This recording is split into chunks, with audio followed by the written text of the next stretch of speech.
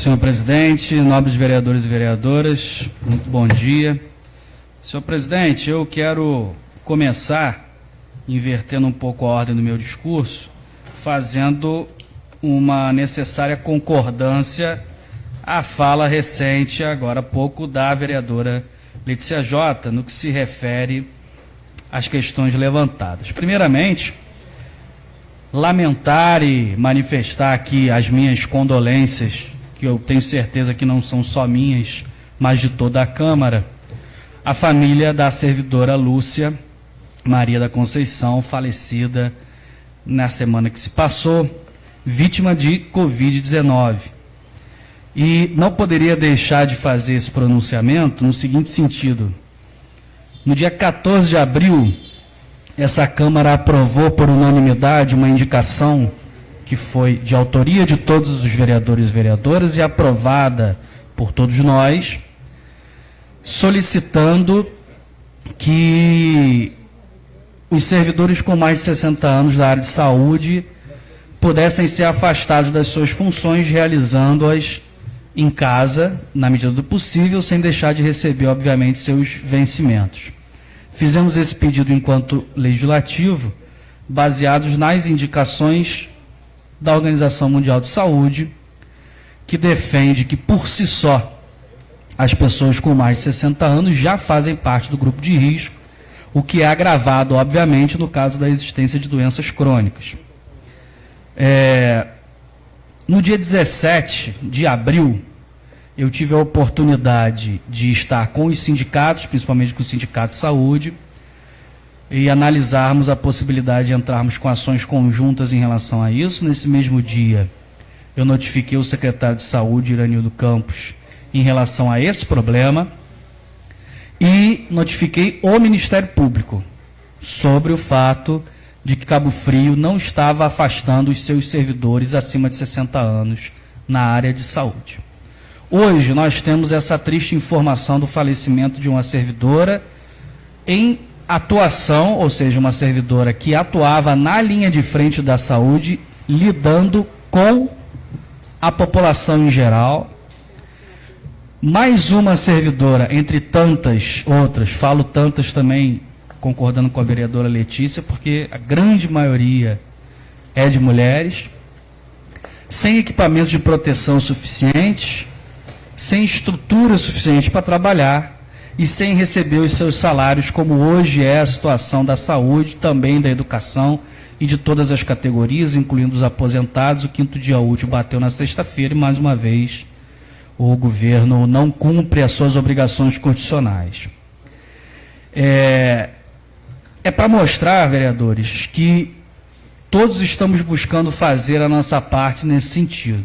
Mas se do outro lado nós tivermos um secretário e um prefeito que não se importam com a vida das pessoas e dos seus trabalhadores, nossas atitudes tendem a ser em vão, e isso é muito revoltante. Nós precisamos avançar nesse ponto. Eu, como presidente da Comissão de Direitos Humanos, já tenho recebido verbalmente algumas denúncias em relação não só ao caso da Lúcia, mas de outros casos, porque o que aconteceu com ela, a exposição aos riscos e perigos, acontece com vários e várias, e o resultado automaticamente também pode vir a acontecer com várias servidoras e servidores da saúde. Então a gente tem que avançar. Estou estudando a possibilidade da gente peticionar a Anistia Internacional, já que peticionar organismos de direitos humanos nesse país não está valendo de muita coisa. A gente peticionar a Anistia Internacional para que transforme esse caso da saúde pública de Cabo Frio num caso a ser observado e a providências a serem tomadas, para que novas situações como essas não aconteçam. Então, quero aqui manifestar a nossa moção de pesar pelo falecimento da Lúcia, manifestar nossos sentimentos a toda a família, mas principalmente chamar esta casa a essa responsabilidade de apertarmos a luta contra esses absurdos que têm acontecido em relação aos servidores da saúde de Cabo Frio, que correm esse risco de morte a cada minuto e a cada segundo.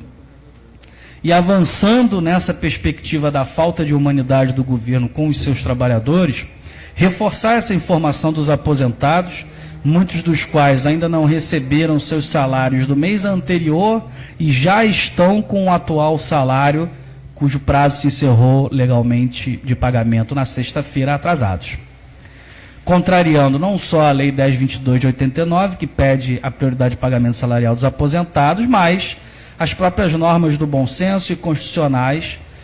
Inclusive, em abril também, no final de abril, fiz uma representação ao Ministério Público, denunciando que essa falta de pagamento dos aposentados, que na sua grande maioria são servidores acima de 60 anos, também é um crime contra a saúde pública, porque traz uma condição pior ainda de enfrentamento à Covid-19 para essas pessoas que estão também no grupo de risco. E não houve movimentação também. Então a gente precisa fazer esse lamento pela falta de atitude de outros poderes, Poder Judiciário, Executivo, que poderiam estar agindo em relação a isso e não estão. A gente espera que haja atitudes antes que resultados como o da servidora Lúcia venham a acontecer e a se proliferar. Nesse sentido, nós temos aí, só para exemplificar no caso da educação, uma arrecadação do Fundeb, e aí eu puxando do quinto dia útil do mês passado, maio, até o dia de hoje. Por que o quinto dia útil? Em tese, havendo no quinto dia útil o pagamento, o prefeito pode utilizar os recursos que entraram até o dia anterior, embora já esteja no mês do pagamento.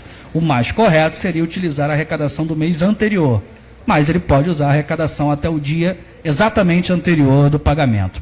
E do quinto dia útil de maio até o dia de hoje, nós temos R$ 7.564.000 de arrecadação do Fundeb, que se aproxima muito de pagar a folha da educação, tendo em vista que os contratados foram todos demitidos. Ao menos esse é o discurso do governo, e nós voltaremos a falar sobre a demissão dos contratados no final desta fala. Ora, se em novembro a folha da educação girava em torno de 14 milhões, se dentro desses 14 milhões os contratados ocupavam em torno de 4 milhões e 800 de gasto, se as novas gestões que entraram posteriormente, logicamente, na educação, disseram que baixaram a folha, então, por que não é possível pagar a folha inteira da educação, ou boa parte dela, com esses R$ 7.564.000? A pergunta fica no ar exatamente porque falta transparência. E a gente bate na tecla da transparência aqui, não só como um discurso ou como um imperativo moral, mas como uma necessidade para que as políticas públicas possam acontecer. E eu recebi na semana passada, e todos os vereadores e vereadoras aqui receberam, um ofício do presidente do Conselho Municipal do Fundeb, criticando a postura do secretário de Educação pela falta de transparência na prestação de contas sobre as verbas referentes a essa pasta. E fiz questão de encaminhar essa reclamação ao próprio secretário, colocando o Poder Legislativo, dando um prazo a ele de que essa informação fosse prestada. Porque se nós temos uma Secretaria de Educação que não presta informações ao Conselho do Fundeb e não prestar à Câmara, caso a gente solicite, é preciso lembrar que esses dois órgãos são os órgãos de controle externos do Poder Executivo. Então nós estamos incorrendo um crime de responsabilidade fiscal que, obviamente, deverá proceder à reprovação das contas do Executivo por causa da Secretaria de Educação. Então nós não podemos seguir nessa toada.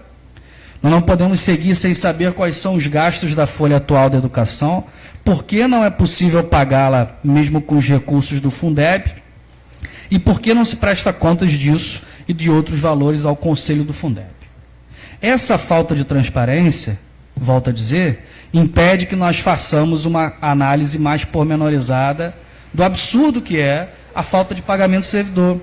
Assim como atrapalha a nossa reflexão sobre a questão da Unilagros, como a vereadora Letícia Jota colocou. Vejam bem, nós cortamos um dobrado nessa casa, quando eu falo nós, todos nós, pelo menos parcialmente, para que nós conseguíssemos obter os dados da Secretaria de Saúde referente à Unilagros. Foi ofício, foi Ministério Público, foi CREMERGE, foi Conselho Municipal de Saúde, que enviou à Câmara o seu relatório. O requerimento atrasou o prazo, a gente pede de novo, vai para a imprensa, e aí o governo aparece finalmente com os dados. Fiz questão, na semana que se passou, de imediatamente após receber esses dados, torná-los públicos nas redes sociais e à imprensa. Fiz questão somente de omitir os nomes dos funcionários que seguem trabalhando na Unilagos, porque existe uma discussão jurídica em torno disso, e achei desnecessário também. Necessário, sim, saber o valor da folha de pagamento para a prestação de serviço da Unilagos. Pois bem, hoje nós temos, e aí a vereadora Letícia colocou a questão dos gastos, uma necessidade de reflexão sobre isso, porque foram 35 dias só para a gente concluir a primeira fase da nossa função de Câmara, que é fiscalizar os atos do Poder Executivo. Hoje nós temos parte dos dados em mãos. Pedi à vereadora Letícia Jota, conversamos sobre isso, para que nós possamos fazer um novo pedido ao governo, para que forneça a cópia integral de todos os contratos das operações em relação à Unilagos, porque só nós recebemos 2. Das 4 ou 5 contratações, né, como ela falou, tem contratação de lençol, equipamento de UTI, serviço rápido de entrega e tudo mais, apenas 2 contratos de inteiro teor vieram para a gente vai pedir o resto. Para quê? Nós precisamos checar se os valores gastos com os materiais utilizados na Unilagos estão dentro ou fora do preço de mercado. Para que nós possamos fazer ou uma acusação embasada de que nós temos um superfaturamento desses gastos, ou para propriamente dizer, olha, os gastos estão dentro do possível e a gente bate palmas porque foram bem empregados. Acho difícil essa segunda opção, mas nós precisamos dos dados. De antemão, qual o meu posicionamento sobre isso? Né? Se a gente dissesse assim, olha, a prefeitura gasta R$670 mil por mês e está salvando a vida de todo mundo na Covid-19, eu acho que podia gastar até 10 milhões, só que não é isso que está acontecendo. Esse é o primeiro ponto. Os resultados não são a contento. E segundo, como a vereadora colocou, e eu corroboro, nós temos um gasto de R$670 mil por mês para a obtenção de materiais que não vão ficar para o município. O lençol não fica para o município, o serviço de carga não fica para o município, o equipamento de UTI, nada fica para o município, é tudo aluguel. Ou seja, nós não estamos reestruturando a nossa rede a partir desse valor e a partir dessa pandemia. Essa é a grande questão. Então, tudo isso a gente precisa avançar, ter acesso a esses contratos para analisar esses preços, fazer essa crítica e ficar atento a outra questão. Já falei aqui, preciso repetir.